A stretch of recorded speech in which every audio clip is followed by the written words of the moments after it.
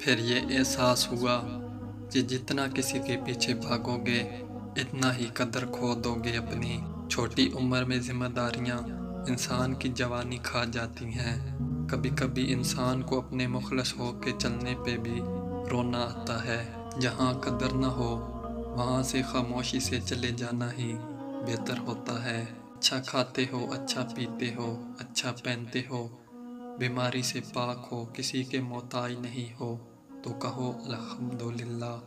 صبر وہ ہوتا ہے جب آپ کا دل جلتا ہے لیکن آپ خاموش رہیں۔ اگر خوش رہنا ہے دو چیزیں بھول جاؤ، ایک وہ برا سلوک جو کسی نے تمہارے ساتھ کیا ہو، اور دوسرا وہ اچھا عمل جو تم نے کسی کے ساتھ کیا۔